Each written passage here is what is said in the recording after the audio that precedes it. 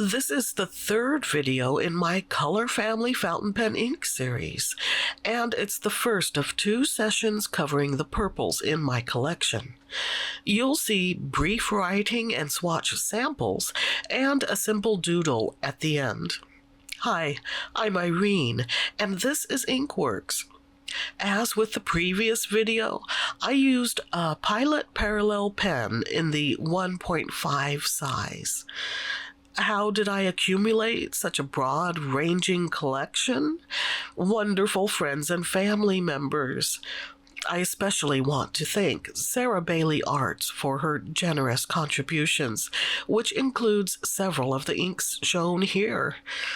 The first 3 inks are all from Diamine, starting with Scribble Purple.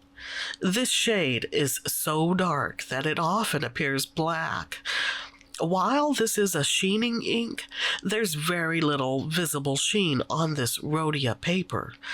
On Tomoe River paper, however, there's gold sheen galore.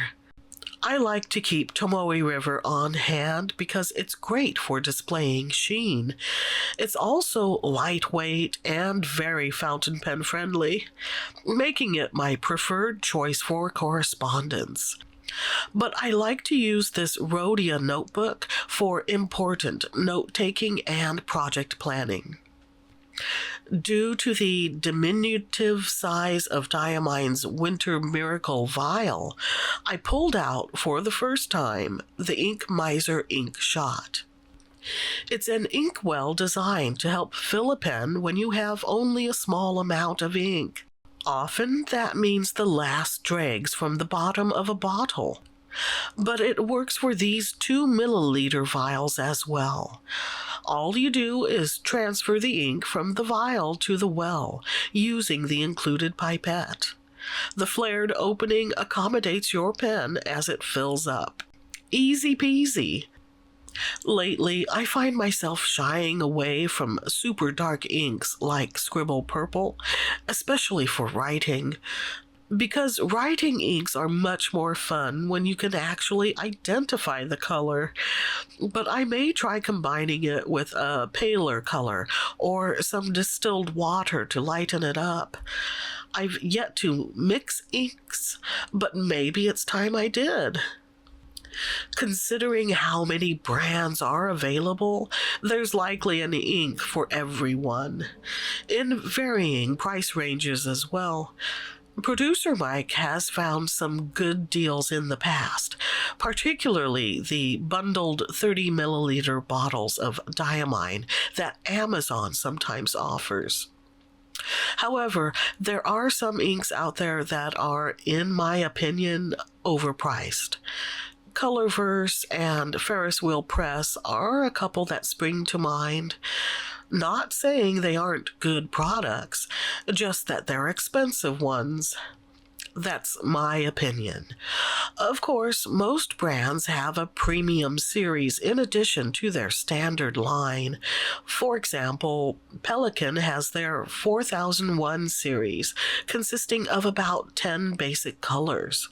But they also have the Edelstein line, which is inspired by gemstones, has a more complex formula, and is packaged in a fancier bottle.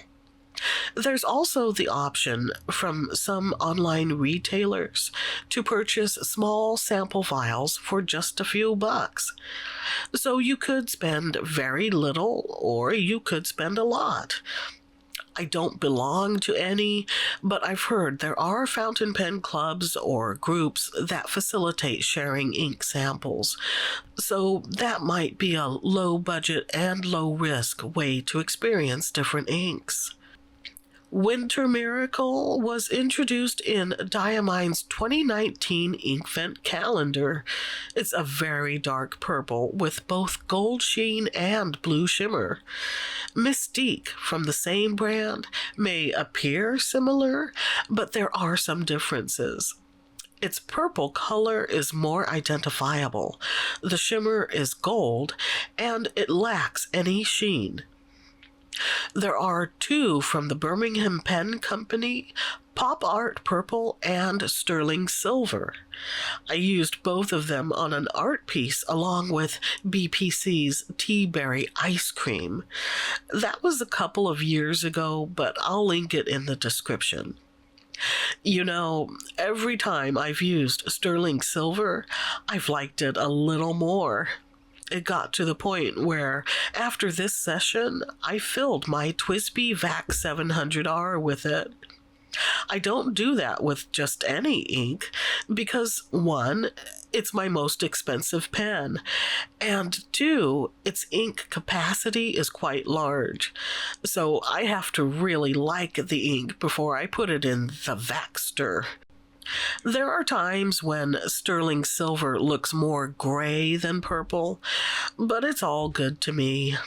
No sheen, no shimmer, but it does have a fair amount of shading. From Cali is part of the USA collection of Colorverse inks. It's a lovely light lilac. Or is it lavender? I always get those mixed up. Same with crimson and scarlet, or forest and hunter greens. Actually, purple is one of my favorite colors, and I'm very grateful for the many purple inks in my collection. That doesn't keep my ogling eyes off Diamine's Damson or Robert Oster's Violet Dreams, though. The final ink for this page is from Ferris Wheel Press, and it's called the Purple Jade Rabbit. It was a special edition for the Lunar New Year, so I expect it's difficult to find now. A pale shading purple with silver shimmer.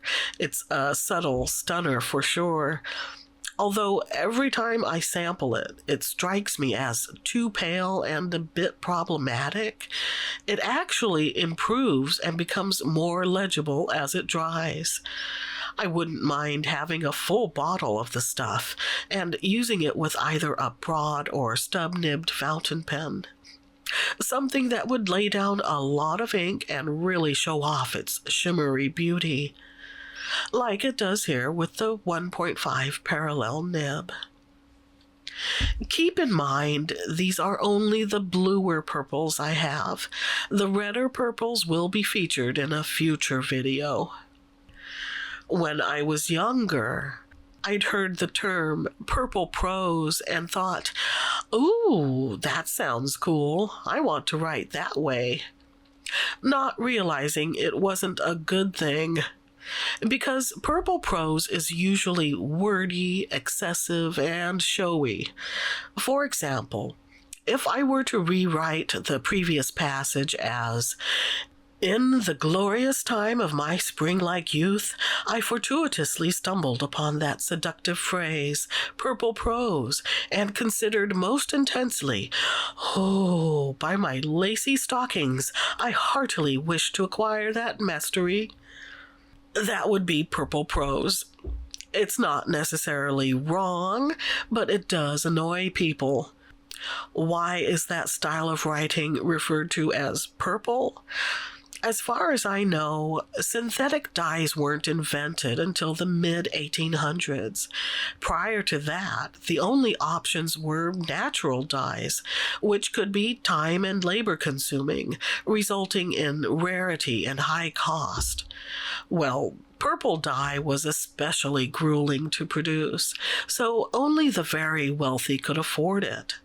That may be why purple is considered the color of royalty. So to wear purple was considered ostentatious.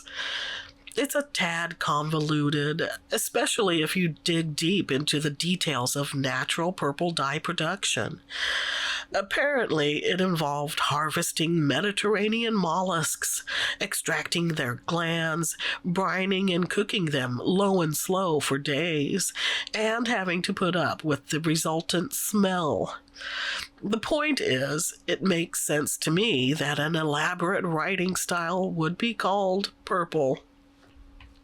The side header and rose doodle were done with Birmingham's sterling silver.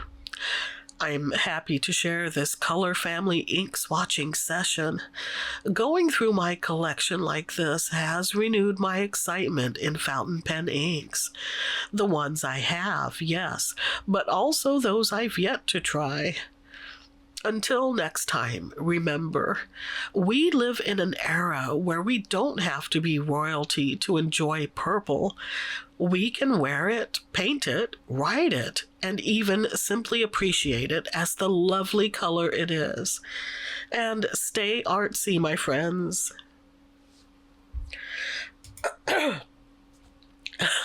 Whoa, my allergies are killing me.